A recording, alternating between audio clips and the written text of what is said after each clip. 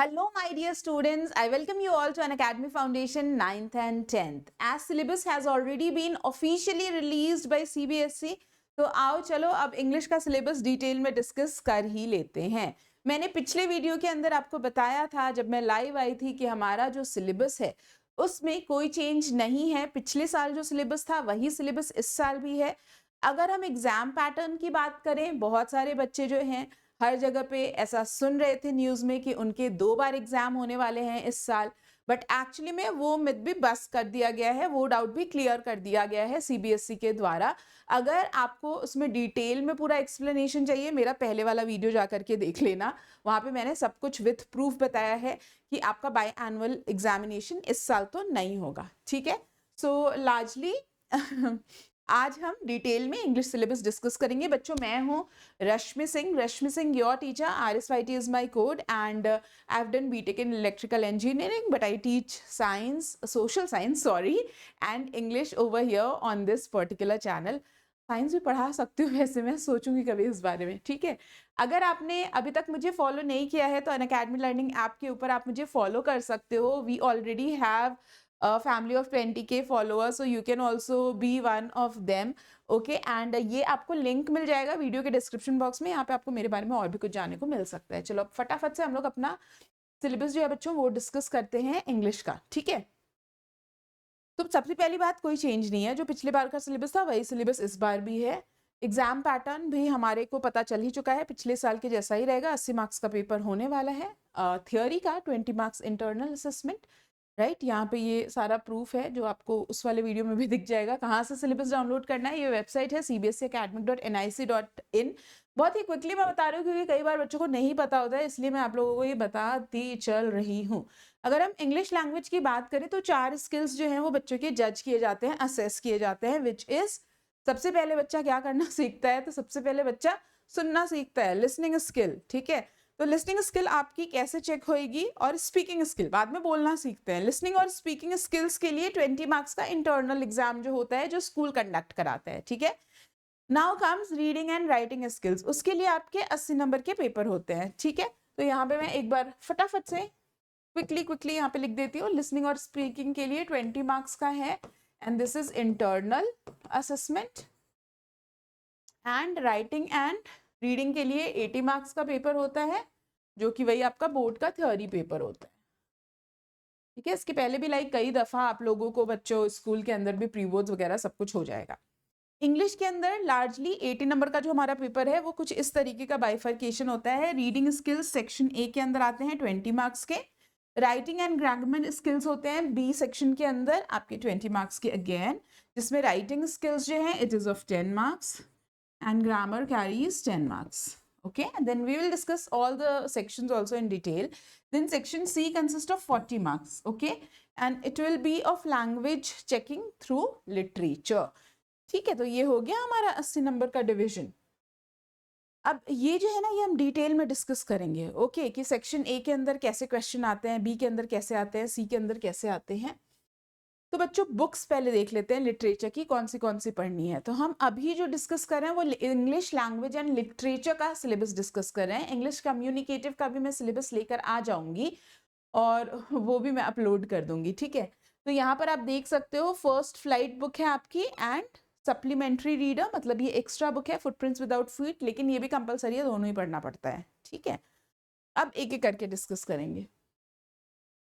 Section A जो होता है आपका वो होता है रीडिंग कॉम्प्रीहेंशन। रीड करो और कॉम्प्रीहेंड करो। कॉम्प्रीहेंड का मतलब होता है आपकी कितनी अंडरस्टैंडिंग है। ये थोड़ा फैंसी वर्ड है कॉम्प्रीहेंशन। नॉर्मल अगर हम लैंग्वेज में बात करें बेसिक इंग्लिश में इट इज अंडरस्टैंडिंग। अब 2 तरीके का रीडिंग पैसेज होता है बेटा, एक होता है discursive passage and the another one is factual passage. नाम से ही समझ में आ रहा है डिस्कर्सिव मतलब यहाँ पे डिस्कशन चल रहा होता है। तो बेसिकली ऐसे काफ़ी सारे 3-4 पैराग्राफ का 5 पैराग्राफ का पैसेज होता है और डिस्कशन करते हैं। हम चर्चा कैसे करते हैं, यूजुअली किसी भी टॉपिक पे रैंडमली बात कर रहे होते हैं, कोई सीक्वेंस थोड़ी फॉलो करते हैं। तो सेम यहाँ पे डिस्कर्सिव पैसेज में भी ऐसा ही केस होता है। Factual passage, on the other hand, is always supported by some kind of data. It can be in the form of chart, it can be in the form of some box, it can be in the form of some pie chart, graph, कुछ भी हो सकता है, ठीक है. तो factual passage के अंदर आपको ऐसा कुछ देखने को मिलेगा. अब हम क्वेश्चंस की बात करें तो किस तरीके के क्वेश्चन आते हैं. तो क्वेश्चन जो है ना बेटा, वो यहाँ पे आते हैं MCQ स्टाइल के. कुछ क्वेश्चन मतलब 10 नंबर का एक पैसेज है, उस 10 नंबर के अंदर 10 क्वेश्चन होंगे, ठीक है, या कभी कभी 8 क्वेश्चन हो सकते हैं, 5 क्वेश्चन हो सकते हैं. बट वो क्वेश्चन किस तरीके के होते हैं, MCQ टाइप होते हैं, शॉर्ट क्वेश्चन आंसर होते हैं, जिसमें 30 से 40 वर्ड में आपको आंसर करना होता है, मतलब 2 से 3 लाइन में आपको आंसर करना होता है. सो largely MCQ and I will say it very short question answer, जो आपको 20 से 30 वर्ड में करना होता है. अब MCQ में कैसा होता है मैम, तो कुछ एनालॉगी के क्वेश्चन होते हैं. एनालॉगी मतलब आपको एंटोनिम्स दे रखे हैं, 2 पेयर, एक पेयर दे रखा है एंटोनिम का, फिर एक वर्ड लिखा हुआ है, अब उसका साथ वाला एंटोनिम खुद आपको पैसेज में से ढूंढ के निकालना है. या कोई वर्ड दे रखा है, उसका सिनोनिम उस पैसेज में है, आपको ढूंढ के निकालना है. कुछ सेंटेंस दिया हुआ है, ऐसा क्यों कहा जा रहा है, असर्शन, रीजन, सॉर्ट ऑफ ऐसा होता है, ठीक है. सेम फैक्चुअल पैसेज के अंदर भी ऐसा ही कुछ होता है. तो रीडिंग सेक्शन हम एकदम क्लियर हैं. अब आ जाते हैं writing skills. Writing skills I would say is one of the easiest, है ना, बहुत ही इजी है, बिकॉज आप लोगों ने फॉर्मल लेटर राइटिंग बचपन से किया है कई बार. हमें इनफॉर्मल लेटर राइटिंग नहीं, फॉर्मल लेटर राइटिंग ही आता है 5 मार्क्स का. उसमें भी ये 4 पैटर्न है बच्चों जो आते हैं most of the time. Letter to the editor, complain letter होता है. कंप्लेन लेटर के अंदर आप कुछ कंप्लेन कर सकते हो, मे बी आपकी सोसाइटी में कोई प्रॉब्लम चल रही है, आप सोसाइटी का जो हेड है, रेसिडेंट, जो भी चेयरमैन है, उसको आप कंप्लेन कर रहे हो, या आपने कोई प्रोडक्ट लिया, वो प्रोडक्ट डिफेक्टिव निकला, उसका कंप्लेन कर रहे हो.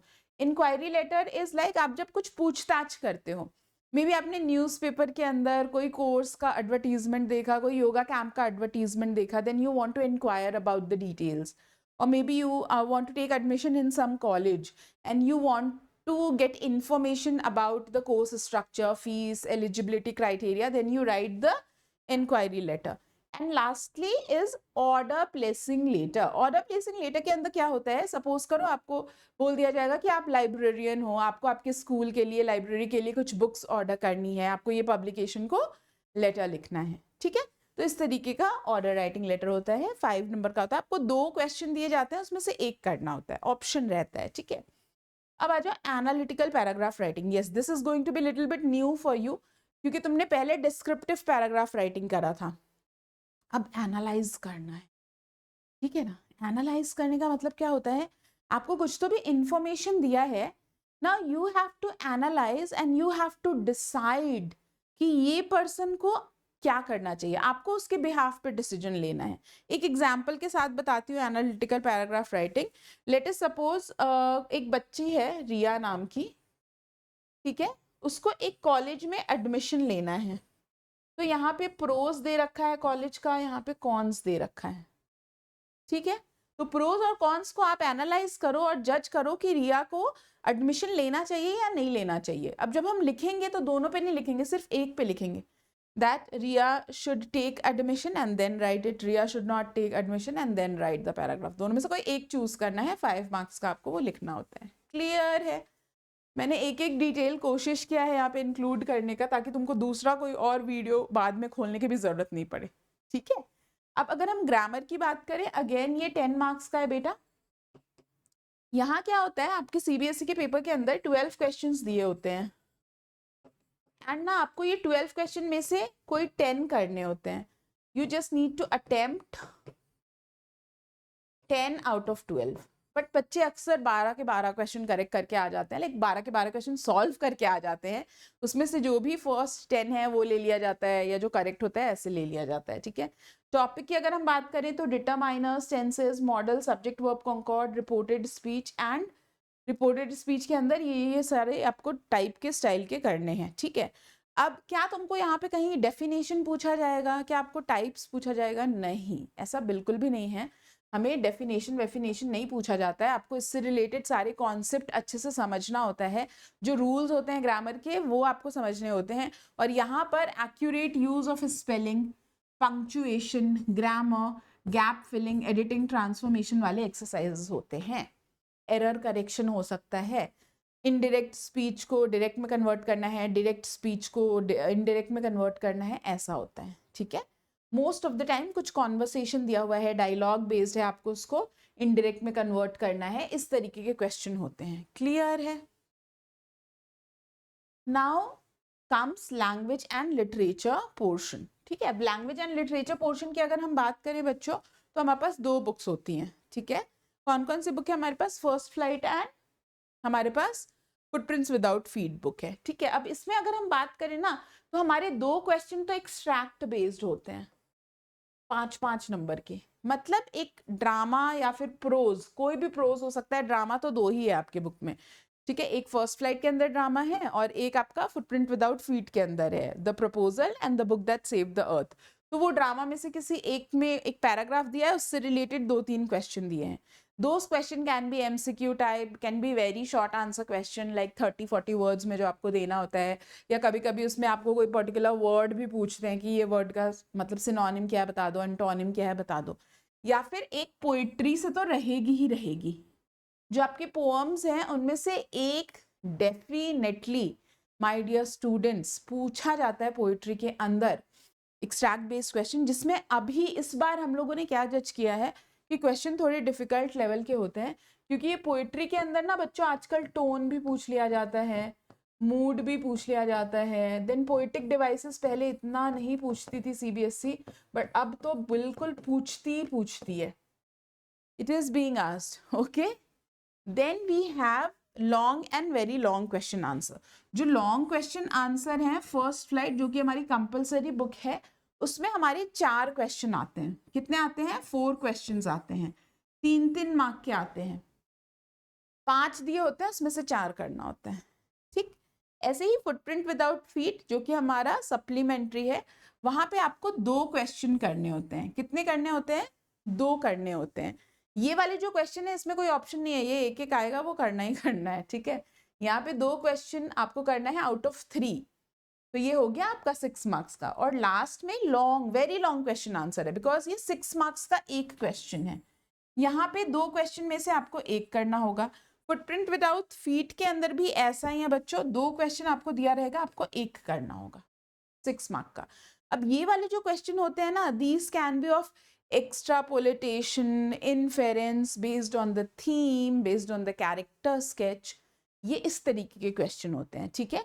ऑन द अदर हैंड अगर हम लॉन्ग क्वेश्चन आंसर की बात करें, एक्स्ट्रापोलेटेशन समझते हो ना, क्लास 9 में भी किया होगा। एक कैरेक्टर, चैप्टर के एक कैरेक्टर को किसी दूसरे चैप्टर के कैरेक्टर के साथ इंटरलिंक करके आपको पूछा जा रहा है, आपकी क्रिएटिविटी जज की जाती है इसके अंदर। लेकिन ये वाले जो क्वेश्चन होते हैं ना बेटा 3 मार्क्स के, इसमें पता है क्या जज किया जाता है? इसमें जज किया जाता है कि आपको इवेंट्स कितने अच्छे से समझ में आया, आपने क्या इंटरप्रेट करा, एक लाइन को पढ़ के, एक डायलॉग को पढ़ के तुमने क्या समझा, तुम्हारा क्या इंटरप्रिटेशन है। तो ये वाले क्वेश्चन के अंदर, ये वाले क्वेश्चन के अंदर एनसीईआरटी के लाइंस भी आपको कोट करने पड़ते हैं जब आंसर लिखते हो, इसीलिए एनसीईआरटी रीडिंग लगानी बहुत जरूरी है इंग्लिश के अंदर, ठीक है। नहीं तो चैप्टर 1 शॉट देखोगे ना, जा करके आंसर तो लिख लोगे, लेकिन टीचर को समझ में आ जाएगा कि बच्चे ने एनसीईआरटी टच नहीं करी है, एनसीईआरटी का एक सेंटेंस यूज नहीं कर रहे हो, तुम अपने लैंग्वेज में लिख रहे हो, तो आप पकड़े जाओगे बच्चों, ठीक है। इसीलिए एनसीईआरटी रीड करनी है। अनअकैडमी के ऊपर हमारी फ्री क्लासेस होती है, प्लस क्लासेस होती है, सब में मैं वर्ड टू वर्ड आपको चैप्टर पढ़ाती हूँ, एक एक वर्ड हिंदी में भी आपको मीनिंग बताती हूँ। तो अभी तक नहीं फॉलो किया तो कर लो फॉलो, ठीक है, फ्री ऑफ कॉस्ट आप वहां पढ़ सकते हो। Now these are the list of chapters which are going to be there. Already मैंने आपको पहले भी विथ ऑथर बोला है, याद रखो, मतलब मैं क्या बोलूं यार, हमारे लिए बहुत इजी है ना तुम लोगों को बोल देना अरे सारे याद कर लो, लेकिन तुम्हें तो सब कुछ पढ़ना होता है, Hindi, English, math, science, social science. कोशिश करो कि तुम अपने चैप्टर के साथ उनके ऑथर्स का भी नाम याद रखो, स्पेशली जो डिफिकल्ट चैप्टर्स होते हैं, क्योंकि वहां पे क्या होता है ना, अगर हमें चैप्टर नहीं आ रहा है तो कम से कम हम इम्प्रेशन बनाने के लिए अपने जो भी हमारा एग्जामिनर है जो चेक कर रहा है, उस पर कम से कम अपना ऑथर का नाम तो लिख के आ सकते हैं ना बेटा। ये छोटी छोटी टिप्स एंड ट्रिक्स होते हैं। ऐसे पोएम के अंदर तो भाई याद ही होना चाहिए, यू नेवर नो, सीबीएसई में आस्क यू, ओके। तो हमारे 10 पोएम हैं यहाँ पर। अगर हम बात करें बच्चों तो हमारे टोटल ये वाला जो है ना चैप्टर अपना, इस चैप्टर के अंदर 2 पार्ट्स हैं, ठीक है। ऐसे ही हमारा जो ये ग्लिम्पसेस ऑफ इंडिया है, इसके अंदर ये 3 पार्ट है, ठीक है। ओके, तो 1 2 3 4, देन इट शुड बी 5, ये 5 होना चाहिए, देन ये होना चाहिए 6, ये होना चाहिए 7, ये होना चाहिए 8, ये 9 चैप्टर है, 10 पोएम है, और उधर भी हमारा फर्स्ट फुटप्रिंट विदाउट फीट में भी अपने पास 10 चैप्टर्स हैं। ये सारे हमें करने हैं, ठीक है। Now still if you people have any doubt related with the kind of questions being asked, related with the paper pattern, syllabus, you can comment in the comment box. You can let me know in the comment box. I reply to each and every comment. I read each and every comment, okay? And also आप अपने views please बताओ comments के through, because जब हम लोग read करते तो हमें वो फीडबैक की तरह मिलता है, राइट? और हम लोग भी अपना कंटेंट इम्प्रूव कर सकते हैं, ओके? सो आई एक्सपेक्ट कि तुम लोग ये छोटा सा काम ज़रूर करोगे। एंड मेरे प्यारे बच्चों, प्लीज़ अगर वीडियो समझ आया हो, यूज़फुल लग रहा हो, तो लाइक करना, शेयर करना, चैनल सब्सक्राइब करना मत भूलना। Now there's very important update. Great Learning Festival is going on Unacademy Learning app के ऊपर। आप 31 मार्च तक जितने भी हमारे पेड बैचेस हैं उसमें फ्री ऑफ कॉस्ट एनरोल कर सकते हो, एंड 0 रुपीज़ पे आपको प्रीमियम बैचेस का एक्सेस मिल जाएगा विद माय कोड RSYT। ये कोड लगाना मत भूलना, क्योंकि इससे ही आपको फ्री में मिलने वाला है एक्सेस, ठीक है। अब देखो यहाँ पर बच्चों, आपको हमने ब्रिज कोर्स 7 मार्च से ही शुरू कर दिया था।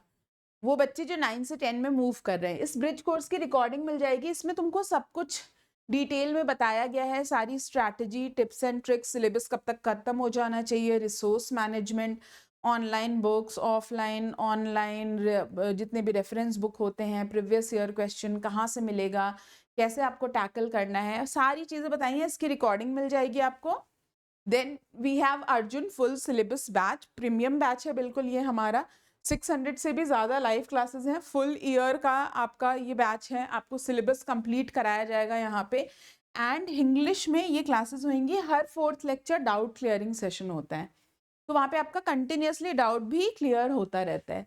ऐसे ही we have leaders batch where the mode of communication is English, and here also complete syllabus is being taught, and this is also a premium batch. इसका भी access तुमको free of cost मिल सकता है 31 मार्च तक। Just use the code RSYT. And my dear students, Quest for Excellence is one of the most, I think, important scholarship test for you all, because if you give this test, you judge your own level. आप खुद का self assessment करते हो, और definitely prices भी ढेर सारे मिलते ही हैं। रैंक 1, रैंक 2, रैंक 3 वाले बच्चों को अमेजॉन वाउचर्स मिलेंगे, 4 से 15 वालों को 70% का ऑफ भी मिलेगा। एवरी संडे 1 PM पे ये होता है, 80 क्वेश्चंस होते हैं, 100 मिनट्स में करने होते हैं, ठीक है। अब बच्चों, अगर आप अनअकैडमी पे सब्सक्रिप्शन लेते हो तो हमारा मार्क्स अशोर्ड प्रोग्राम है। If you do not score as you have expected, you can take the money back and you can opt for plus और आइकॉनिक सब्सक्रिप्शन। प्लस के अंदर आपको सारे फीचर्स मिलेंगे, live classes, doubt session, PDF notes, interactive sessions. Iconic के अंदर एक mentor मिलेगा जो 1-on-1 तुमसे सारी चीज़ें डिस्कस करेगा, जो 1-on-1 तुमको कोई चैप्टर पढ़ना है पढ़ाएगा, तुम्हारे पेरेंट्स के साथ परफॉर्मेंस डिस्कस करेगा। So obviously Iconic is better option, but it's up to you which one you want to take. And Unacademy के आप फीडबैक भी पढ़ सकते हो, then you can decide yourself। ये सारे बैचेस का लिंक आपको डिस्क्रिप्शन बॉक्स में भी मिल जाएगा। अगर आप कभी भी सब्सक्रिप्शन लेते हो, RSYT कोड यूज कर सकते हो। ओके, सो आप बता सकते हो मेरे को कमेंट बॉक्स में अगर आपको कोई भी डाउट है तो। Let's crack it, that's all from my side, bye bye.